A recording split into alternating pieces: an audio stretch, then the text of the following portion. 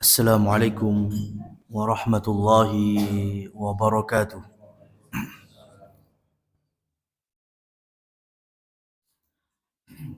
Innal hamdalillah nahmaduhu wa nasta'inuhu wa nastaghfiruh wa natubu ilaihi wa na'udzu billahi min sururi anfusina wa sayyiati a'malina. May yahdihillahu fala mudilla lahu wa may yudlil fala hadiya lahu.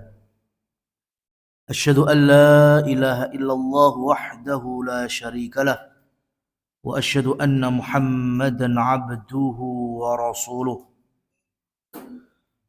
Faqala Allah ta'ala ya ayyuhan nasu ittaqu rabbakumul ladzi khalaqakum min nafsin wahidah wa khalaqa minha zawjaha wa batha minhuma rijalan katsiran wa nisaa'a wattaqullaha alladzi tasaaluna bihi wal arham innallaha kana 'alaikum raqiba.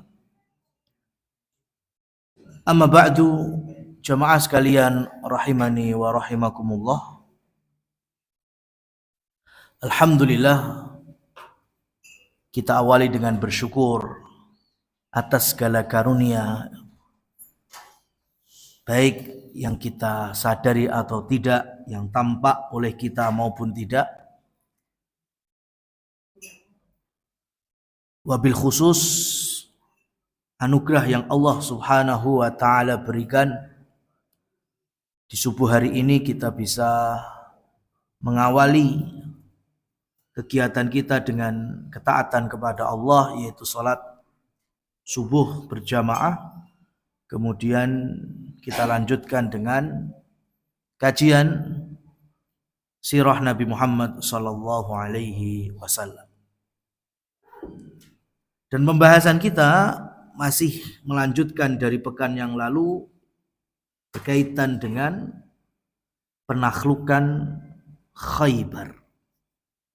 Baik, jamaah yang dirahmati oleh Allah, perjanjian Hudaybiyah itu betul-betul membawa dampak yang besar dalam peta dakwah Nabi kita sallallahu alaihi wasallam. Ini yang awalnya sebagian sahabat sekelas Umar bin Khattab radhiyallahu anhu belum bisa merasakan. Taunya perjanjiannya menguntungkan Mekah, merugikan Madinah.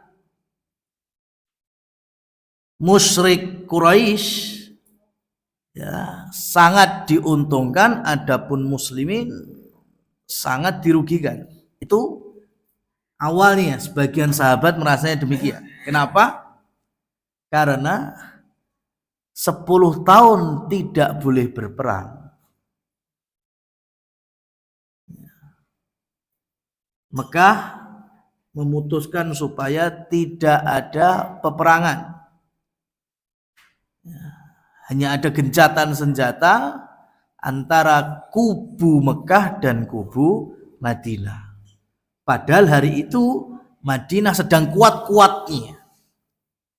Militer Madinah pasca perang Khandaq atau dari tahun ke-5 menuju tahun ke-6 itu sudah kuat-kuatnya dalam militer. Lah kok ternyata tidak boleh perang. Nah, ini kan nggak menguntungkan. Padahal Allah Subhanahu wa taala sudah menurunkan firman-Nya, inna fatahna laka fatham mubina.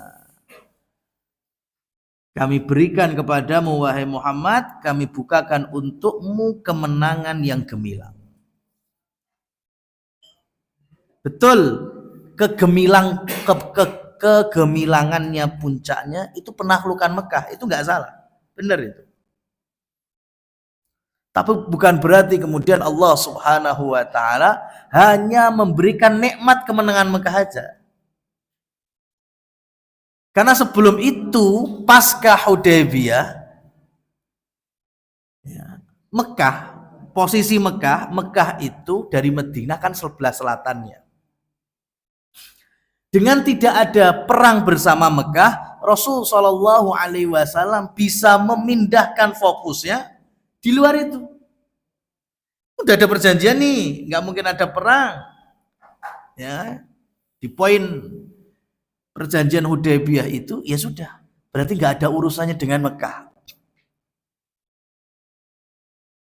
Bahkan sebaliknya, Madinah atau Muslimin ya saat itu betul-betul sudah menguasai wilayah keselatannya.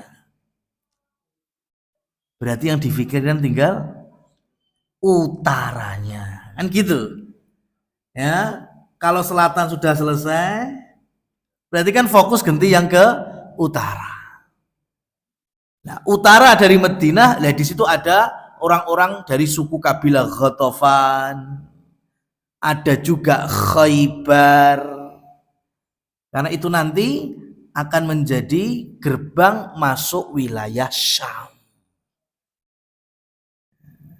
Jadi gini, kadang nggak ya terbahas itu kenapa Rasulullah Shallallahu Alaihi Wasallam menyetujui perjanjian yang seakan-akan merendahkan kaum muslimin, karena ini bukan ucapan kita.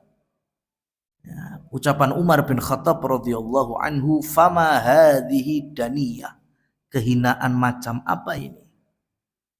Kenapa kita harus menyepakati atau menandatangani ya, perjanjian yang merugikan dan melemahkan kita? Jawabannya Nabi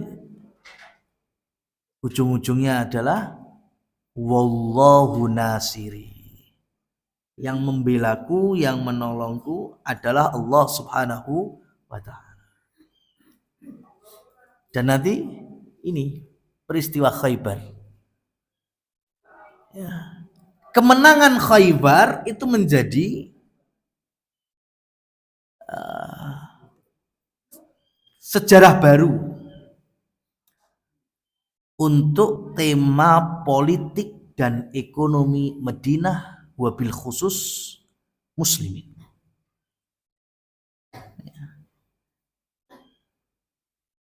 Jadi kita ambil kalimat ya, kemenangan kaum muslimin di perang Khaybar itu juga bagian dari inna fatahna laka fatham mubina gitu.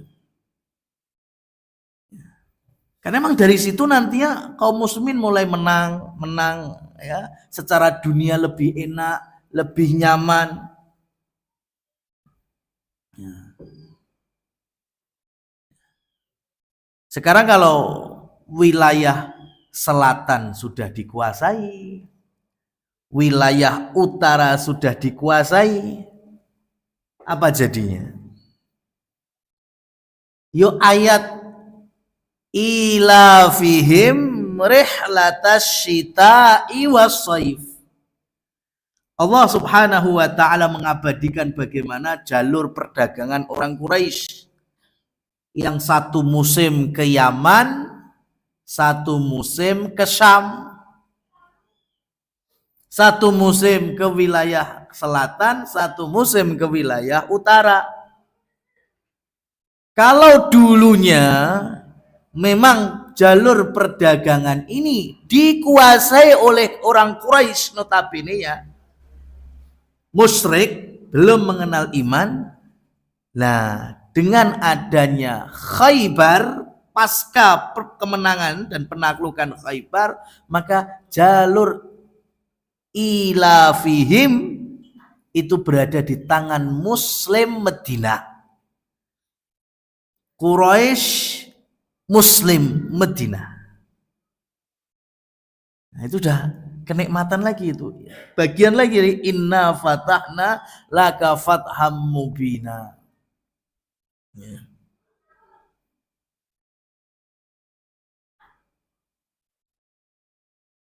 Makanya masyarakat Ambar itu masyarakat Khaybar. Itu mereka nantinya sudah bisa jualan dakik huwaro. Ya, ada yang menyebut dengan dhammah, ada yang menyebut dengan fathah. Hawaro atau huwaro itu dakik atau gandum premium, ya, atau bur sebutan lainnya. Itu sudah bisa masuk ke Madinah dan mereka tidak perlu sampai ke Mekah. Kan kalau mereka jualan dari Syam, memasukkan barangnya, produknya sampai ke Mekah, itu kan hitung-hitungan modal perjalanan, delivery itu lebih jauh. Karena kalau Syam, Madinah kan baru Mekah kan gitu. Nah sekarang Madinah sudah punya outlet-outletnya. Nabi sudah membuka pasar yang besar. Sehingga orang-orang Syam itu cukup produknya mandek di Madinah, nanti Madinah yang bisa ke Mekah atau Mekah yang bisa ke Madinah. Itu sampai dakik hawara atau huwara, itu gandum yang premium itu udah dijual di Madinah. Sebelum Khaybar nggak ada cerita ini, nggak ada. Jadi kalau nantinya pembahasan zakat fitrah, Imam Abu Hanifah rahimahullah tabaraka wa ta'ala, beliau berijtihad, beliau memiliki fatwa dalam ijtihadnya bolehnya mengkiaskan zakat fitrah dengan uang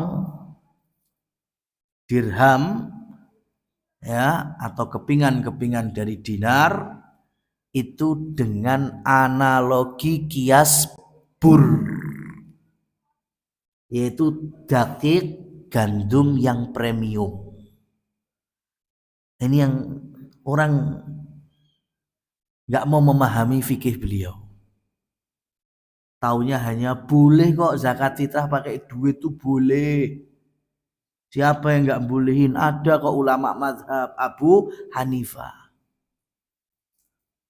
Pernah nggak kita tanya kepada fikih beliau? Imam Abu Hanifah membolehkan dengan uang itu bahan makanan pokok yang dikiaskan apa? Yaitu dakik bur, gandum yang premium. Karena tepung itu ada dua, ya, ada yang biasa, gandum biasa, ada yang modelnya bur, yang premium. Dan dari zaman Rasul Shallallahu Alaihi Wasallam itu satu soknya itu kalau kita hargai dengan kurma, ya ketemunya kurma-kurma mahal. Ya. Seperti kurma-kurma hari ini kita kenal mungkin seperti ajwa, gitu, ya, itu 1 kilonya. Pada zakat fitrah itu ukurannya 1 sok, bisa 2,7 atau anggaplah 3 kilogram. Nah, masyarakat kita mengkiaskannya cuma dengan beras, bukan dengan dakik bur. Ya. Sekarang bayangkan sekilo sama dengan harga kurma ajwa. Ya, ajwa berapa? Bisa 300 kilo, 300.000 1 kilonya. Padahal zakat fitrah 3 kilo.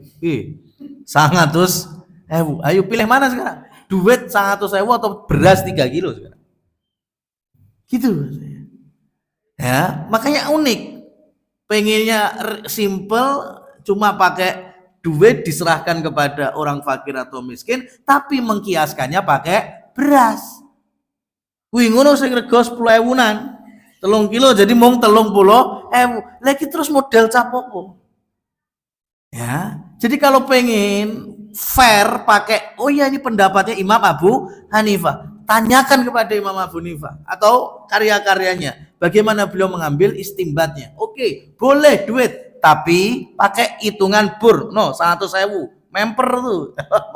Pilih mana sekarang? Ya, zakat fitrah duit 900.000 kasih ke fakir miskin atau beras 3 kilo. Nah, itu. Insya Allah mesti lu pilih mana? Berasnya. Itu. Ya. Jadi di Khaybar kemenangannya Rasulullah Shallallahu Alaihi Wasallam mendapatkan dampak yang besar dari masalah ekonomi khususnya. Baik, jamaah sekalian yang dirahmati Allah,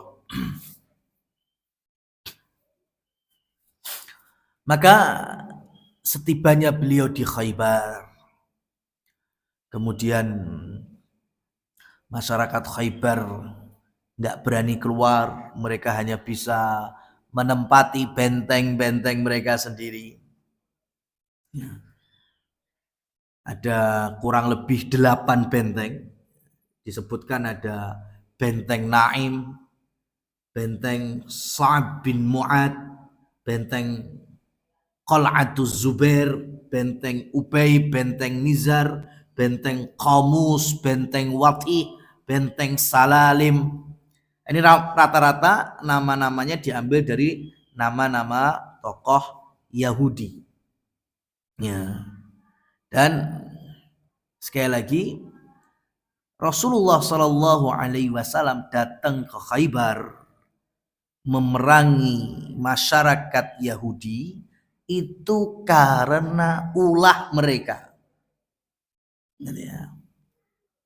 Karena kalau hari sekarang tuh susah kalau ngajak ngomong netizen gitu ya. Artinya banyak orang itu yang Islam itu gampang-gampang memerangi ras, memerangi satu kaum. Buktinya memerangi Yahudi. Jadi aslinya orang Arab memerangi Yahudi ya karena antar ras, antar suku. Lah ini dari mana datangnya? Tentu bukan dari orang-orang yang paham dan belajar Islam dengan baik, khususnya dalam sirah Nabi Muhammad SAW. Dalam Quran surat Al-Maidah ayat 13 Allah Subhanahu wa taala menegaskan, "Fabima naqdhihim mitsaqahum la'annahum wa ja'alna qulubahum qasiyah." Fabima naqdhihim, kenapa Allah Subhanahu wa taala nantinya ujung-ujungnya melaknat? Jadi laknat itu kan jauh dari rahmat Allah Subhanahu wa taala. Ya. Dan di antara tafsirnya ya, taradnahum min rahmatina. Allah sudah enggan, Allah sudah menolak untuk merahmati mereka. Kenapa? Karena setiap Allah berikan perjanjian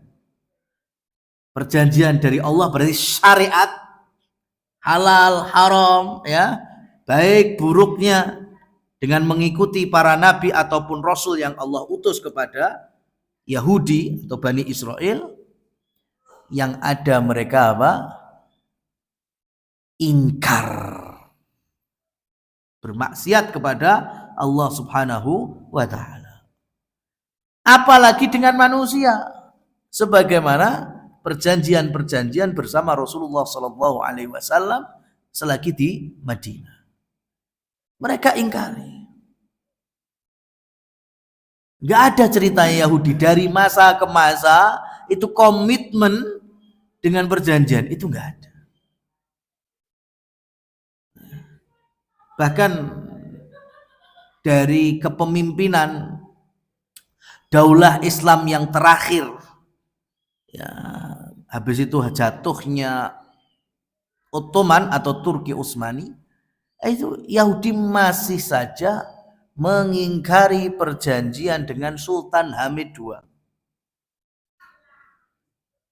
Ya, dan itu merupakan kultur dan adat buruknya Yahudi dari zaman Rasulullah Muhammad SAW terus sampai hari ini. Ya, sampai hari ini. Jadi nggak bisa kita memuji Yahudi atau memuliakan Yahudi dalam tema mereka orang baik, ya, mereka ya bisa diajak damai, diajak berunding. Tunggu aja, karena mereka sendiri yang buat janji, mereka sendiri yang bakal mengingkari. Itu sudah dari zaman ke zaman seperti itu. Bahkan sudah menjadi kalimat Qur'ani Allah Subhanahu wa taala yang menegaskan, ya fa bima naqdhihim mitsaqahum, setiap kita ada ikatan perjanjian mereka kemudian mengingkari, la'annahum wa ja'alna qulubahum qasiyah, maka Allah laknat dan Allah jadikan hati mereka keras. Artinya apa? Sudah nggak bisa nerima kebaikan lagi, nggak mau nerima kebenaran. Atos sudah, maunya menang sendiri, ya, maunya didengar nggak mau dengar, ya, dan lain seterusnya dari kebrutalan dan keburukan karakter-karakter Yahudi. Maka Rasulullah Shallallahu Alaihi Wasallam memerintahkan para sahabat untuk menaklukkan benteng-benteng ini. Ya memang dari 8 benteng nggak semuanya kuat, ada yang lemah, bahkan ada yang menyerah. Sudah, kita nggak mungkin bisa menang sama Madinah, ya nggak mungkin menang melawan Nabi Muhammad Shallallahu Alaihi Wasallam. Apalagi yang betul-betul ngaji Taurat itu, ya, mereka tahu. Awalnya mereka ngimani kok, ya, datang Nabi imani semua itu.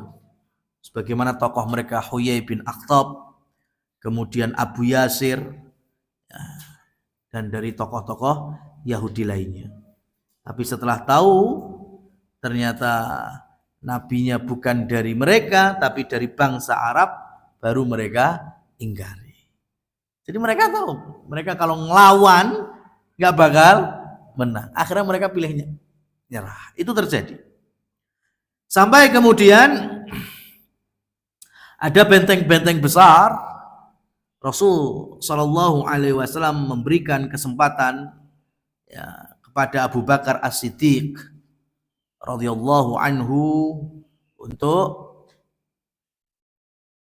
menggedor benteng itu, dan Allah takdirkan gagal. Kemudian Rasul berikan kesempatan kepada Umar, dan ternyata juga belum sukses. Hingga kemudian, kan ini model dikepung terus nih, ya, dalam kurun waktu kurang lebih 15 hari, sampai kemudian malamnya, walamma kanat lailah, dan saat itu ketika sudah mulai malam, qala Rasulullah sallallahu alaihi wasallam, Nabi bersabda, la u'tiyanna ar-rayata ghadan rajulan yuhibbullaha wa rasulahu wa yuhibbuhullahu wa rasuluhu. Aku bakalan berikan panji, ya, bendera perang kepada seseorang yang dia cinta Allah dan Rasulullah, begitu pula Allah dan Rasulnya mencintainya. Nabi sampaikan itu. Pokoknya benderanya besok yang bawa seseorang yang dia cinta, dia ridho kepada Allah dan Rasulullah, dan Allah pun meridhoinya, mencintainya. Itu gimana rasanya? Ya, maka semua sahabat bercita-cita bendera itu besok dia megang.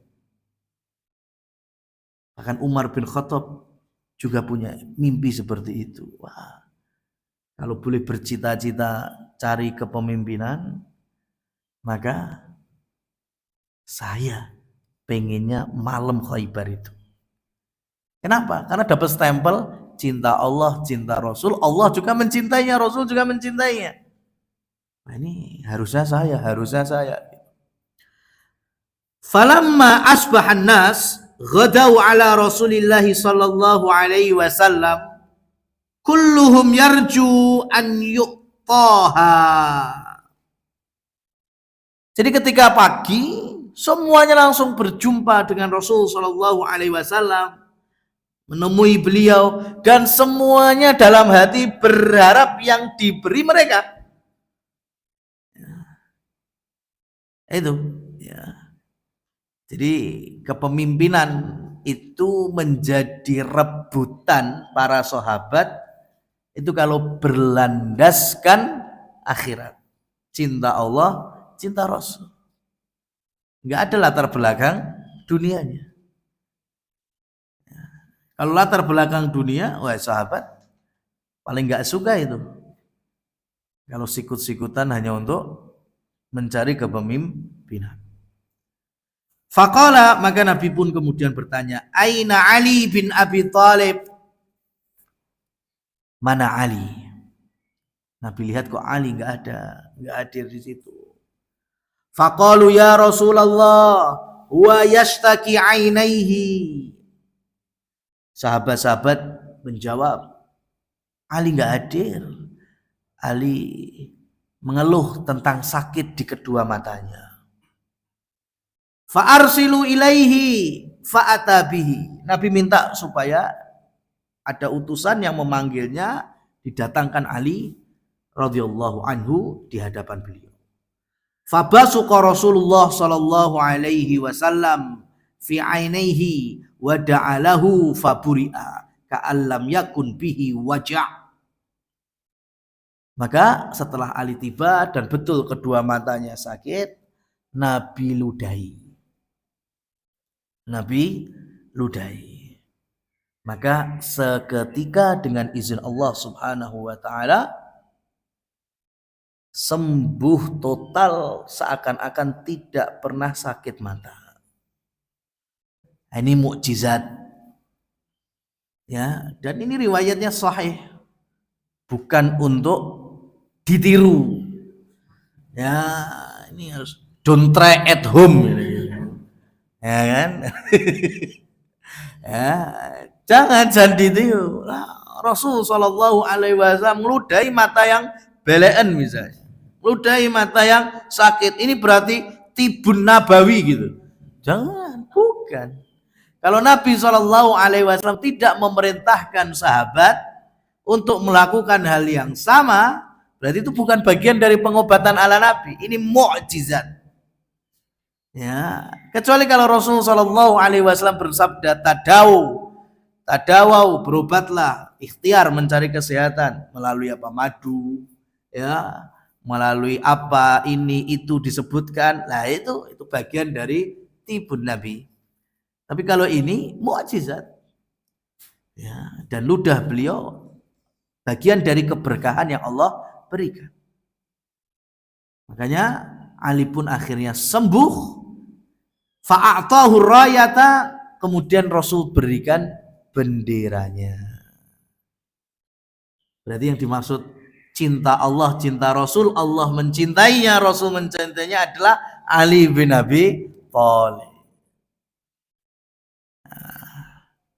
Ya, ini juga kadang dibesar-besarkan, ditambah-tambahi ya oleh orang-orang Syiah untuk merendahkan sahabat-sahabat yang lain termasuk Abu Bakar, Umar, Utsman. Oh, buktinya di Khaybar yang dikasih bendera siapa? Ali. Bukan Abu Bakar tuh. Nah ini makanya kenapa ngaji sirahnya biar komplit itu biar tahu sebelumnya dikasih bendera siapa? Abu Bakar dulu. Cuma kan nggak sukses gedor bentengnya. Kemudian Umar juga belum sukses. Baru kemudian Ali. Ya. Makanya ahli sunnah wal jamaah sepakat manusia yang paling mulia setelah Rasul Shallallahu Alaihi Wasallam adalah Abu Bakar, kemudian Umar. Baru yang ketiga, keempat antara Utsman dan Ali itu memang ada silang pendapat. Ya, Utsman lebih dulu tingkatannya dibandingkan Ali. Ada yang berpendapat Ali lebih mulia tingkatannya, yang ketiga baru kemudian Utsman. Tapi dalam hal nomor 1 dan 2-nya tidak ada perubahan. Baik. Faqala ya Rasulullah uqatiluhum hatta yakunu mislana.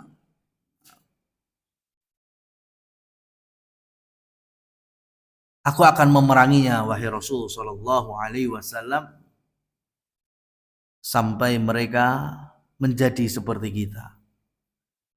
Artinya Ali merespon bagaimana Nabi Shallallahu Alaihi Wasallam sebelum memerangi ada dakwahnya dulu, diajak dulu Islam. Tapi yang namanya Yahudi susah. Tadi Allah berikan hati yang keras sudah, ya, sehingga nantinya ditawarkan yang kedua yaitu jizyah. Kalau nggak berani, nggak mau, baru kemudian akan diperangi. Maka Rasul Shallallahu Alaihi Wasallam ya menyepakatinya dengan mengucapkan la an yahdillah bika rajulan wahidan khairun laka min an yakunna laka humurun ni'am. Satu orang yang berhasil engkau berikan hidayah melalui kamu, ya Allah turunkan hidayahnya, dia masuk Islam, dia beriman, wah itu jauh lebih baik daripada engkau mendapatkan unta merah, yaitu binatang yang paling mahal hari itu ya untuk kendaraannya masyarakat Arab. Itu kemuliaan Ali bin Abi Thalib. Maka ternyata masyarakat Khaybar yang bentengnya mudah dikalahkan itu rata-rata nyerah. Rata-rata nyerah. Karena mereka itu sudah dasarnya pengecut. Tokoh-tokoh besarnya ya sudah mati, tewas ada yang di perang Khandaq, ada yang pas pembunuhan khianatnya di Quraidah, itu sudah banyak tewas. Ya, sisanya baru yang masih ada di Khaybar. Jadi karena pengingkaran mereka, pengkhianatan mereka, ya, kepengecutan mereka yang susah diatur, susah menepati janji, susah diajak menjaga keamanan, itu yang membuat Rasul Shallallahu Alaihi Wasallam dan Allah pun telah mengizinkan perangi. Jadi bukan semata-mata karena suku, karena ras, bukan, karena ulah mereka sendiri. Ya. Maka orang-orang Yahudi itu mereka turun, keluar dari benteng, mereka berunding, sudah kita nyerah aja.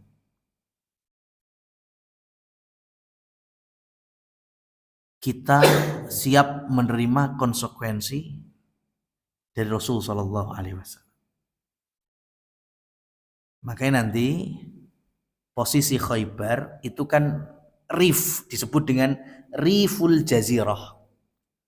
Itu pinggiran Jazirah Arab, rata-rata adalah pertanian dan hasilnya sangat banyak. Makanya nanti Nabi Shallallahu Alaihi Wasallam meminta mereka. Nabi nggak ngusir orang-orang Yahudi Khaybar, nggak ngusir. Ya. Nabi cuma minta kalian tetap di sini, ikut peraturan kami. Kamu kelola itu kurma, zaitun, semua hasil bumi. Ya. Cuma 50%-nya masuk ke Madinah.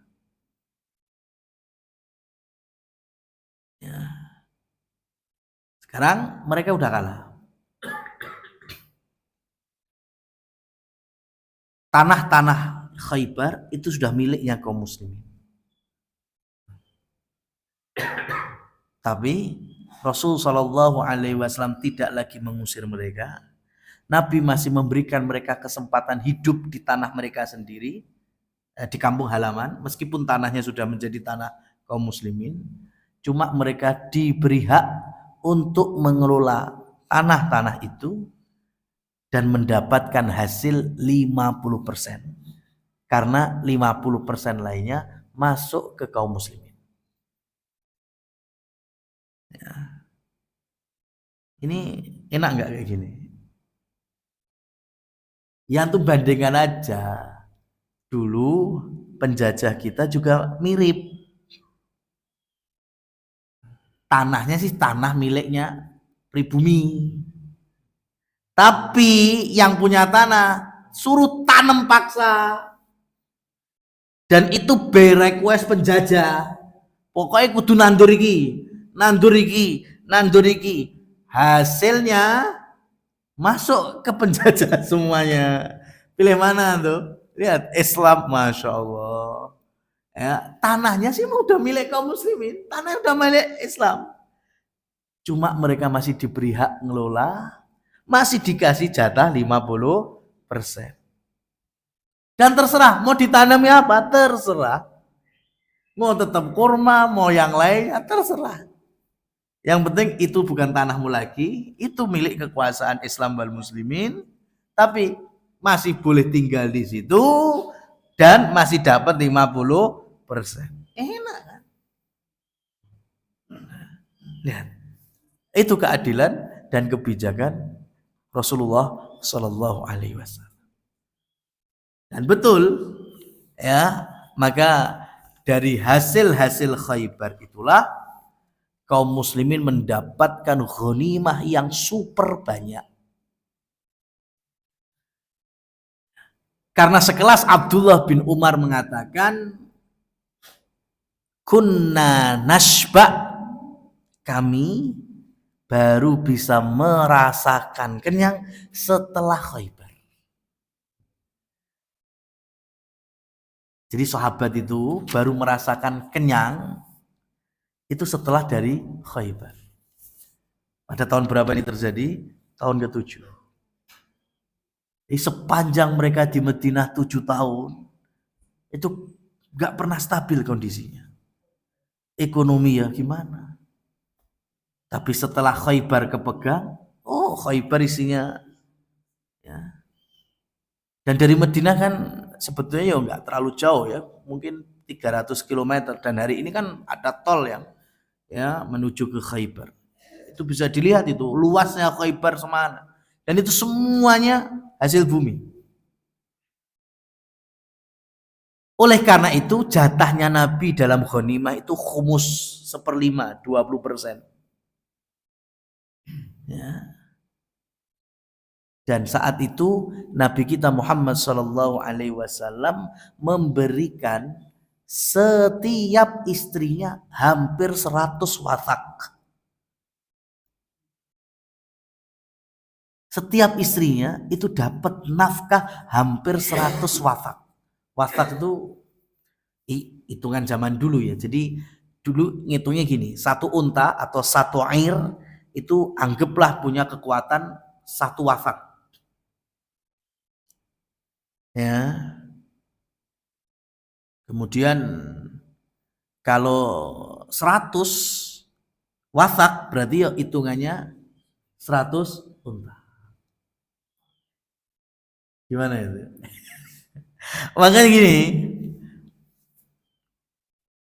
saya pernah baca tesis atau disertasi salah satu mahasiswa di Riyadh itu mulai menghitung, memprediksikan ya saat itu Rasul Shallallahu Alaihi Wasallam memberikan nafkah untuk 1 tahun. Ini Nabi ada yang disimpan menjadi kas negara, ada yang kemudian diberikan kepada istri beliau, itu per orangnya itu kalau kita rupiahkan itu di angka antara 200 sampai 300 juta. Nafkah 1 tahun. 1 tahun itu 12 bulan. Berarti dibagi 12 200 porolas berapa? 15-an ya? Berapa? 16. Nah, berarti tahun 7 itu per orang istri Nabi itu dapat bulanan nafkah 16 juta. Iya. Miskin apa fakir itu segitu. Ya kan? Dan itu by data ini ya ada tercatat karena Rasul dapat 100 wasak itu banyak. Dan itu baru 1/5-nya. 4/5-nya baru nanti Rasul Shallallahu Alaihi Wasallam bagi dengan sahabat. Makanya sekelas Abdullah bin Umar bisa mengatakan itu. Kami kenyang itu setelah Khaibar. Ya. Sudah habis itu ya kami sudah urusan makan, urusan ini nggak pernah kekurangan lagi. Karena terus setiap tahunnya mesti dapat hasil dari Khaibar. Baru nanti ada masalah lagi mendekati peristiwa Tabuk. Perang Tabuk itu dikenal sebagai pasukan yang minim perbekalan, ya, kemampuannya dalam hal finansial itu sangatlah susah. Yaitu antum jangan menilai dari sudut pandang makan sehari-harinya, bukan. Ini perjalanan militer. Tentu beda kan? Kalau bicara living cost harian ya dengan akomodasi dan semuanya yang berkaitan dengan peperangan itu tentu beda. Kalau bicara peperangan, wah memang saat itu karena belum musim panen ya, kurma di Khaibar juga belum dapat kiriman, ya tentu susah. Ya. Jadi memang Rasul Shallallahu Alaihi Wasallam itu beliau lebih memilih kesederhanaan. Bahkan terkadang dapurnya juga nggak ngebul, tapi sesekali Rasul untuk para istrinya juga kayak gini. Tahun ke-7 langsung kasih bulanan ini 16 juta, kan lumayan besar. 1 tahun 200-an juta. Asya. Ya, tapi karena di tangan orang-orang solehah yang mikirnya bukan diri sendiri. Ya, itu yang nantinya mereka jadikan sebagai ladang-ladang sedekah, ladang-ladang infak dari istri-istri Rasul Shallallahu Alaihi Wasallam. Ya, dapat ya, kemudian disimpan sebagai bekal untuk makanan harian, sisanya juga mereka salurkan. Masya Allah. Nah, itulah yang membuat Allah Subhanahu wa Ta'ala memilih menjadi umat pilihan, umat istimewa ya karena itu. Karena mindsetnya itu betul-betul gak ada dunianya, akhirat pahala. Ya. Baik. Jamaah sekalian yang dirahmati Allah Subhanahu wa Ta'ala. Maka dengan adanya Khaibar di tengah kaum muslimin, tuntaslah wilayah utara dan selatan terkuasai oleh Rasulullah Shallallahu Alaihi Wasallam dan sahabat-sahabatnya. Ya. Maka dari sini nantinya mudah sekali. Kalau Yaman, ya makanya Yaman itu nantinya gampang, karena urusannya urusan bisnis saja. Rata-ratanya masyarakatnya mengenal Nasoro, ya, kemudian berangkat dari wilayah Habasah di bawah Romawi, dan Nabi Shallallahu Alaihi Wasallam nanti sudah mikirkannya situ lagi. Kan masalah ekonomi sudah stabil, Mekah sudah nggak usah dipikirkan dulu, ada perjanjian Hudaybiyah, Khaybar juga sudah nyerah. Makanya beliau berinisiatif kita lanjut untuk menaklukkan Romawi. Maka nanti di tahun berikutnya Nabi Shallallahu Alaihi Wasallam kirimkan sahabat untuk berangkat ke Mu'tah. Ya, jadi memang fa'idha faroghta fangsob itu aplikasinya ada pada Rasulullah Shallallahu Alaihi Wasallam. Selesai ini, ya, ganti pindah plan berikutnya, rencana besar berikutnya, misi dakwah selanjutnya. Itulah Rasulullah Shallallahu Alaihi Wasallam. Terus menyemangati kita, ya, sebagai umatnya untuk melanjutkan kebaikan, mensyiarkan, ya, semua yang membawa pahala dan ketaatan sebagai bekal, ya, menumpuk kebaikan-kebaikan timbangan amal kebaikan kita untuk akhirat. Allahu a'lam bishawab. Walhamdulillahirabbil alamin. Subhanakallahumma wa bihamdika asyhadu an la ilaha illa anta astaghfiruka wa atubu ilaik. Wassalamualaikum warahmatullahi wabarakatuh.